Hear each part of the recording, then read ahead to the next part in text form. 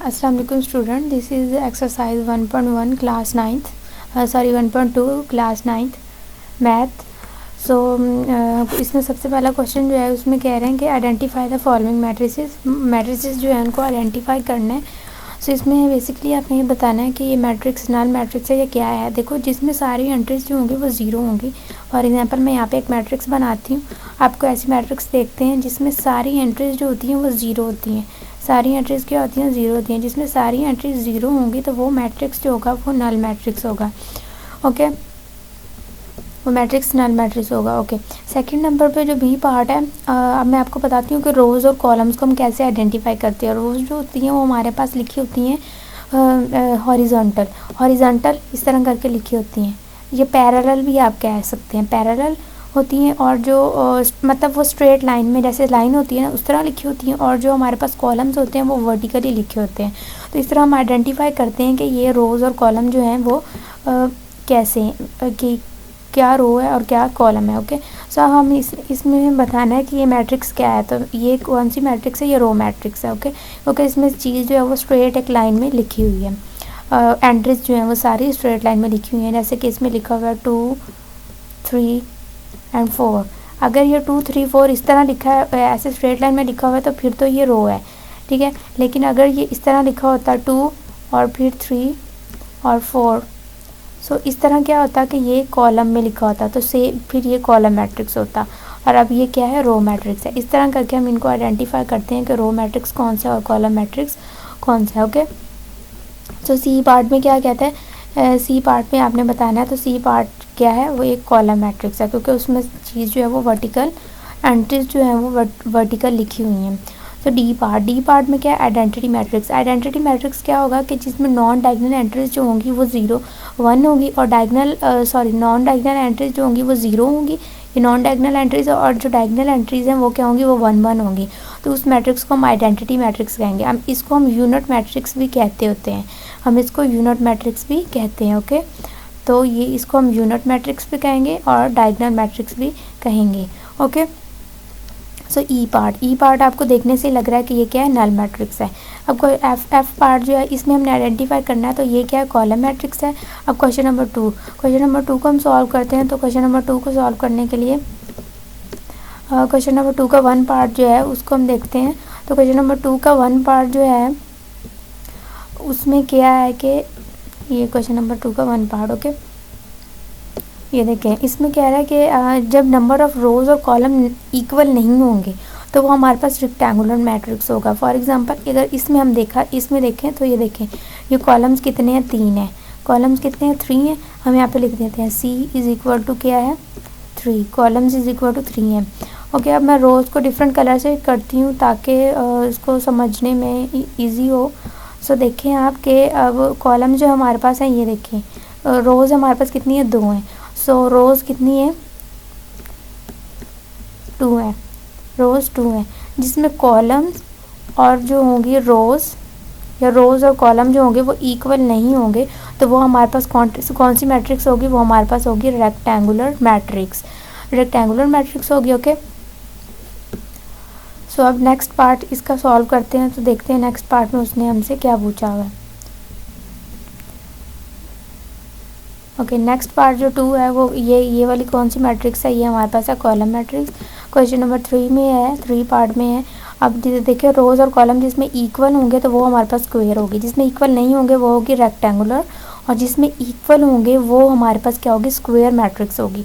Identity कौन सी होगी और यूनिट मैट्रिक्स कौन सी होगी? जिसमें हमारे पास नॉन डायगोनल एंट्रीज 0 होंगी और डायगोनल एंट्रीज 1 होंगी। ओके, क्वेश्चन नंबर 6 जो है उसमें क्या है? वो रो मैट्रिक्स है।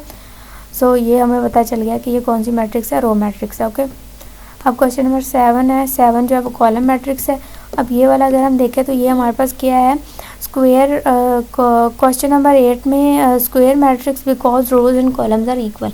मैंने बताया था कि जिसमें रोज़ और कॉलम इक्वल होंगे वो स्क्वायर होंगे, और जिसमें रोज़ और कॉलम इक्वल नहीं होंगे वो हमारे पास क्या होगा? वो हमारे पास रेक्टेंगुलर मैट्रिक्स होगा। ये नल मैट्रिक्स है। अब आइडेंटिफाई करना है क्वेश्चन नंबर 3। अब 3 को हम देखते हैं कि 3 में क्या कहता है। तो 3 में देखें आप, तो आइडेंटिफाई द फॉलोइंग मैट्रिक्स। इसमें ये स्केलर है। स्केलर किस तरह होगा कि जब हमारे पास डायगोनल एंट्रीज जो होंगी वो हमारे पास क्या होंगी, वो हमारे पास सेम होंगी, 0 1 नहीं होंगी।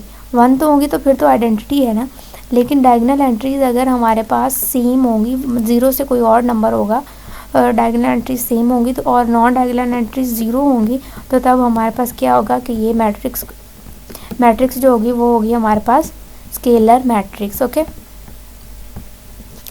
सो नेक्स्ट पार्ट अब देखते हैं। नेक्स्ट पार्ट में देखते हैं क्या है। नेक्स्ट पार्ट 2 है, इसमें डायगोनल मैट्रिक्स है। डायगोनल मैट्रिक्स को करने का ये है कि इसमें नॉन डायगोनल एंट्रीज 0 होंगी, लेकिन जो डायगोनल एंट्रीज होंगी वो सेम नहीं होंगी। अगर वो सेम होंगी फिर तो वो होगा हमारे पास स्केलर, लेकिन अगर सेम नहीं होगी तो वो हमारे पास कौन सी होंगी, वो डायगोनल। जैसे इसमें 2 और ये -1 है तो ये सेम नहीं है। ओके, क्वेश्चन नंबर 3 जो है वो यूनिट मैट्रिक्स या आइडेंटिटी मैट्रिक्स है। आइडेंटिटी और यूनिट मैट्रिक्स एक ही होता है, और ये क्या, ये डायगोनल मैट्रिक्स है, और ये हमारे पास क्या, स्केलर। क्योंकि इसमें देखें ये नॉन डायगोनल एंट्री, ये 5 - 3 1 + 1, 5 में से 3 को माइनस करे 2 आता है, 1 में 1 को प्लस करे तब भी 2 आता है, और ये नॉन डायगोनल 0 है, और डायगोनल एंट्रीज है वो सेम है।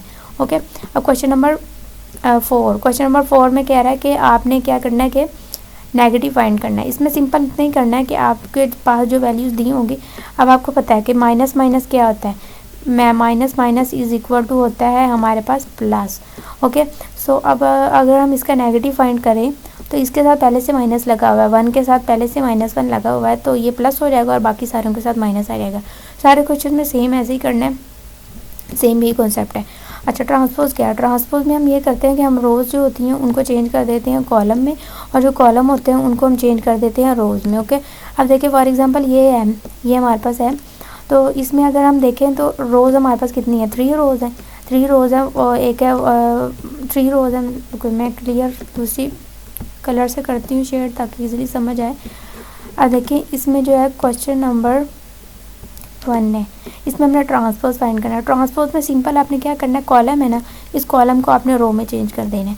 ओके, इस कॉलम को हमने रो में चेंज कर दिया, और अगर देखा जाए तो ये जो रोज़ थी, ये वाली 0 1 और -2, इसको हमने कॉलम में चेंज किया। ये देखें, ये एक कॉलम, दूसरा कॉलम, ये तीसरा कॉलम, और ये एक कॉलम था, और इसको हमने किस में चेंज कर दिया, रो में चेंज कर दिया।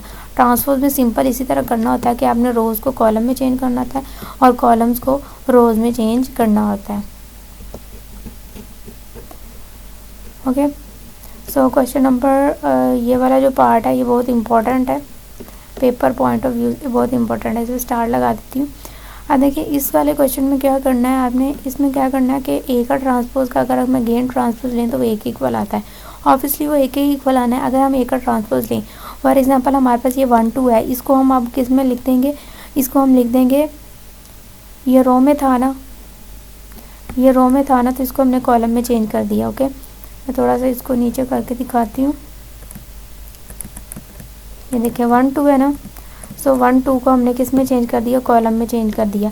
अब ये 0 1 है तो इसको भी हमने किस में चेंज कर दिया, कॉलम में। इसका अगेन ट्रांसपोज लिया तो वो एक इक्वल आ गया। इस सारे क्वेश्चन में सेम ऐसे ही करना है। तो ये एक्सरसाइज हुई complete. Hope you like the video. Okay.